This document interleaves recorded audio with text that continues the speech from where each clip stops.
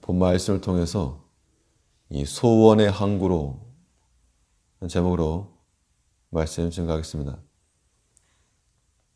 이 공동체가 한 방향으로 힘있게 나가려면 그 구성원들의 마음과 소원이 하나로 일치할 때 가능합니다.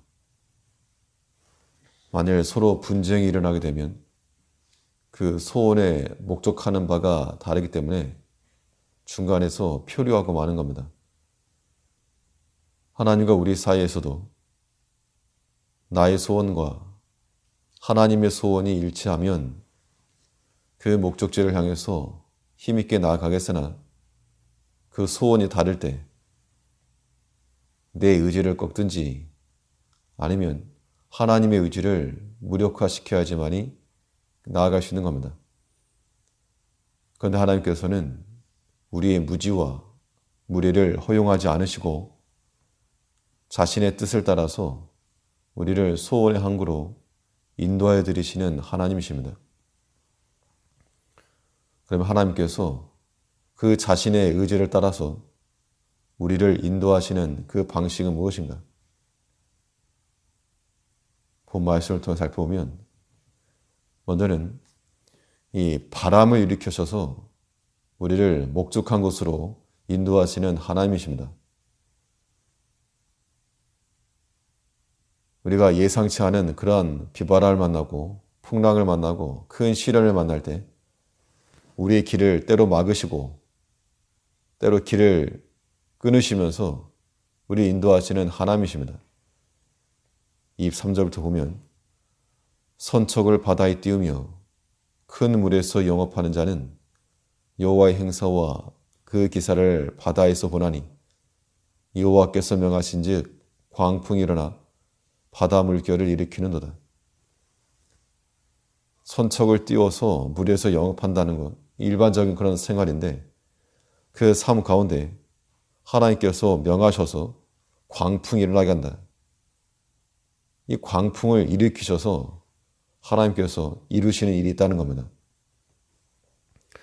사람이 흑암과 사망의 그늘에 앉고 곤고와 쇠사슬의 매임이 하나님의 말씀을 거역하거나 지존자의 뜻을 멸시하기 때문이라 했습니다.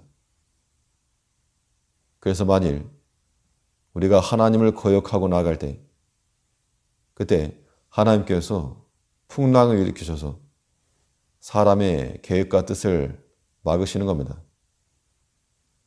사람의 계획이 아무리 곱게 서도 마치 놋과 같이 강한 문이고 쇠빗장을 걸어 잠궈도 하나님께서는 다 깨뜨리시고 꺾으시면서까지 자신의 일을 이루신다고 했습니다. 그러므로 우리 앞에 바람이 일어날 때, 큰 풍랑이 일어날 때는 우선적으로 우리 자신의 행위를 돌이켜 봐야 됩니다. 우리가 하나님의 말씀을 거역하진 않았는지, 지존자의 뜻을 멸시하진 않았는지, 그 결과로서 하나님께서 우리에게 풍랑을 일으키시고 광풍을 불게 하셔서 바다 물결을 일으키시는 거다. 바다에다가 선척을 띄워서 일하는 사람에게 바다 물결이 일어난다는 것은 심각한 문제인 겁니다. 생계의 문제이기도 하고 생존의 문제이기도 하고 때로 우리에게 그러한 문제가 닥칠 수 있다는 겁니다. 그럴 때 우리는 우선적으로 우리 자신을 돌이켜서 시험이 생기는 그 원인이 우리 자신에게 있으면 회개하고 돌이키는 것이 중요합니다. 그것이 하나님께서 우리를 그 목적하신 소원의 항구로 인도하여 드리시는 방편입니다. 근데 이 풍랑과 바람이 일어난다라고 하는 것이 안 좋은 것만이 아니고 때로는 하나님께서 바람을 일으키셔서 우리를 더 빨리 인도하신다는 겁니다. 바람과 시험 자체만으로 보면 이건 굉장히 위험한 일인데 그 사건들을 통해서 내가 할 수 없던 일들을 이루시고 하나님께서 더 신속하게 일을 이루시는 것도 우리가 인정해야 됩니다. 그러므로 우리 삶 가운데서 여러 가지 시험이 있을 때는 우리 자신의 행위를 살펴서 돌이키고 회개할 것이요. 또 하나님께서 무엇인가 신속히 이루실 것이 있음을 알고 그 뜻을 찾아야 됩니다. 죄는 버리고 하나님께로 향한 그런 집중을 가지고 바람과 풍랑 속에 빠지는 것이 아니라 그 풍랑치는 파도를 타고 하나님께서 인도하시는 그 소원의 항구까지 들어가는 것, 그러한 능력과 실력이 우리 가운데 있어야 됩니다. 26절에 보면 저희가 하늘에 올랐다가 깊은 곳에 내리니 그 위험을 인하여 그 영혼이 녹는도다. 이 말은 파도가 쳐서 마치 높이 올라갔다가 밑으로 내려갔다가 이러한 과정을 보여주고 있는데 우리 삶 가운데서 마치 이러한 큰 풍랑을 인해서 위험이 있고 또 흔들림이 있고 27절에 저희가 이리저리 구르며 취한 자같이 비틀거리니 지각이 혼돈하도다. 큰 위험과 비틀거림과 혼돈함이 있는 그 상황에서 하나님께서 그 모든 것들을 통해서 자신의 뜻을 이루신다 라고 하는 것을 알고 우리는 항상 하나님의 뜻이 어디 있는가를 살피는 우리가 되어야 됩니다. 뿐만 아니라 하나님께서 바람을 일으키셔서 우리를 목적하시는 곳으로 인도하시기도 하시고 또 바람을 잔잔케 하심으로 우리를 그 목적하신 곳으로 인도해 드리십니다. 모든 주권은 하나님께 있음을 우리가 신뢰하고 있어야 되겠는데 바람을 일으키시는 분도 하나님이시오. 그 풍랑을 멈추게 하신 이도 하나님이십니다.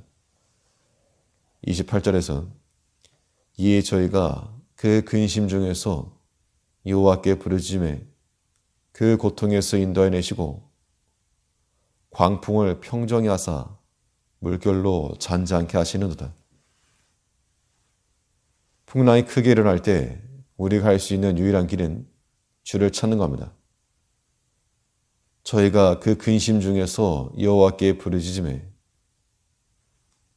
우리가 의지할 곳은 하나님밖에 없고 또 그러한 사람이 주를 찾고 부르짖는 겁니다. 풍랑을 잔잔케 하실 뿐만 아니라 파도치는 바다를 밟고 걸어오셨던 그 주님의 능력을 우리가 신뢰하게 되면 두려움 없이 우리는 주만 믿고 나아갈 수 있을 겁니다. 그러한 영적 상태에서 우리의 소원이 하나님의 소원과 일치해서 동일한 곳으로 나간다는 겁니다. 하나님을 의지하고 이 모든 만물을 잔잔케 하시고 주관하시고 섭리하시는 하나님을 알게 되면 우리의 소원이 절대 육신적인 것을 끝나지 않는다는 겁니다. 모든 풍랑을 잔잔케 하시는 그 하나님을 의지하여서 우리 마음이 평안과 위로를 얻는 우리가 되어야 됩니다. 30절에서 저희가 평온함을 인하여 기뻐하는 중에 여호와께서 저희를 소원의 항구로 인도하시는도다.